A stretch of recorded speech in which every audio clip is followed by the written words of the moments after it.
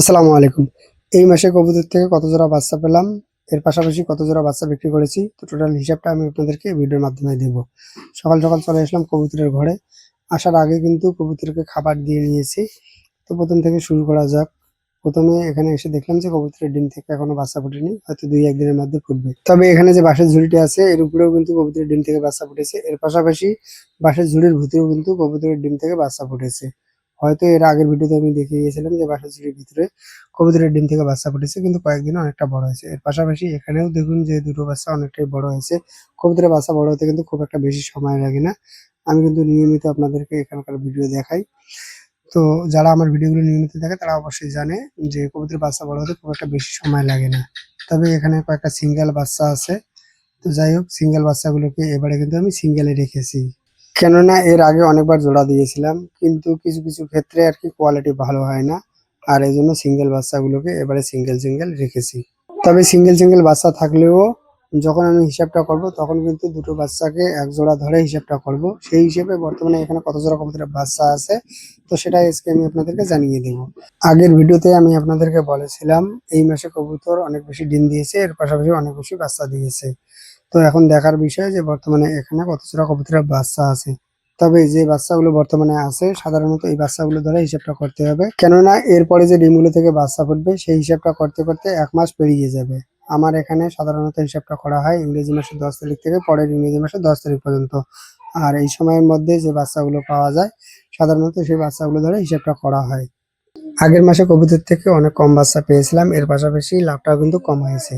আর এই মাসে যেহেতু কবুতর বেশি বাচ্চা দিয়েছে তো আশা করি এই মাসে লাভটাও একটু বেশি হবে। অনেকে বলেছিলেন যখন কবুতরের বাচ্চার দাম কমবে তখন কবুতরের বাচ্চা নিয়ে কবুতর খামার শুরু করবেন। আর এই বিষয়ে যেন আমি ভিডিওর মাধ্যমে সেটা জানিয়ে দিই। তো যারা এই কথাটা বলেছিলেন তাদের উদ্দেশ্যে বলতে চাই, কবুতরের বাচ্চার দাম কিন্তু খুব একটা বেশি কমে না, হয়তো ৫০ টাকা কমেছে। তবে কোন সাইজের বাচ্চাগুলো ৩০০ টাকা বিক্রি করি, তো যারা আমার ভিডিওগুলো নিয়মিত দেখেন তারা অবশ্যই জানেন। আর এই বাচ্চাগুলো আগে ৩৫০ টাকা বিক্রি করেছিলাম, এখন কিন্তু ৩০০ টাকা বিক্রি করি। আর যারা পালন করার জন্য নেবে তাদেরকে কিন্তু বাচ্চাগুলো অনেকটাই বড় করে দিতে হয়, মানে একটু একটু উঠতে পারে তো এমন সাইজের বাচ্চা দিতে হয়। আর যেগুলো মাংসের জন্য বিক্রি করি সাধারণত এই বাচ্চাগুলো মোটামুটি একটু মিডিয়াম সাইজের থাকে। এই বাচ্চাগুলো ৩০০ টাকা বিক্রি করি। যারা পালন করার জন্য নেবেন তাদেরকে কিন্তু সেম দামটাই দিতে হবে, মানে ৩৫০ থেকে ৪০০ টাকা এই দামটাই দিতে হবে। কেননা যে কবুতরের বাচ্চাগুলো আমি মাংসের জন্য বিক্রি করি এই কবুতরগুলো পরবর্তীতে কিন্তু খুব তাড়াতাড়ি ডিম দেয়। এক্ষেত্রে কিন্তু আমার লাভের পরিমাণটা অনেকটাই বেড়ে যায়। আর যদি এই বাচ্চাগুলো বড় করে দেই সেক্ষেত্রে কিন্তু আমার অনেকটা সময় বেশি লাগে। এক্ষেত্রে কিন্তু লাভের পরিমাণ অনেকটাই কমে যায়। আর আমি যেহেতু ব্যবসা করতে এসেছি তো যেটা ভালো সেটাই আগে আমাকে দেখতে হবে। অনেকে আমার কাছ থেকে কবুতরের বাচ্চা নিতে চান, আমার ঠিকানা জানতে চান।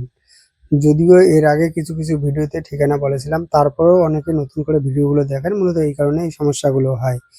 তো আমার ঠিকানা বলার আগে আমি একটা গুরুত্বপূর্ণ বিষয় বলি, সেটা হচ্ছে যে আমি কিন্তু কোনো রকম অনলাইনে কবুতরের বাচ্চা বিক্রি করি না। সাধারণত এই বাচ্চাগুলো যারা বাড়িতে নিতে আসে তাদেরকে দেই। এর পাশাপাশি হাটে কবুতরের বাচ্চা বিক্রি করে থাকি।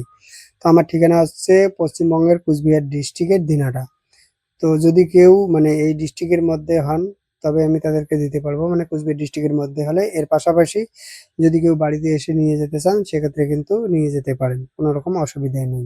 যাই হোক, এই ঘরে আমার কবুতরের বাচ্চা দেখা শেষ। তো এই ঘরে আমি কবুতরের বাচ্চা পেলাম ২৬ জোড়া। এরপর পাশের ঘরে যাব আর সেখানে দেখবো যে কত জোড়া কবুতরের বাচ্চা আছে। তবে সিঙ্গেল যে বাচ্চাগুলো আছে এগুলোকে মানে জোড়া দিয়ে হিসেবটা করা হয়েছে। এই ঘর থেকে পাশের ঘরে যাওয়ার আগে এখানে দেখলাম যে একটা গোটা ভুট্টা পড়ে আছে। তো এটাকে একটু খুলে খুলে দিলাম, দেওয়ার পরে দেখলাম মাশাআল্লাহ খুবই সুন্দর খায়। যদিও এদেরকে এখন একটু একটু করে ভুট্টা দেওয়া হচ্ছে, তবে গোটা ভুট্টা কিন্তু কবুতর অনেক বেশি পছন্দ করে, অনেক বেশি খেয়ে থাকে। তো কার কবুতর কেমন খায় সেটা জানি না, কিন্তু আমার কবুতর মাশাআল্লাহ অনেক বেশি এগুলো পছন্দ করে থাকে। তো যাই হোক, মেইন ঘর থেকে চলে আসলাম পাশের ঘরে। তো এখানে এসে এক জোড়া কবুতরের বাচ্চা পেলাম। তো এই হচ্ছে টোটাল ২৭ জোড়া। আর আগে আমি বিক্রি করেছি ৯ জোড়া একটা। তো আপাতত এটাই হচ্ছে এই মাসের হিসাব। তো আজকে এই পর্যন্ত। ভালো থাকুন, সুস্থ থাকুন। আসসালামু আলাইকুম।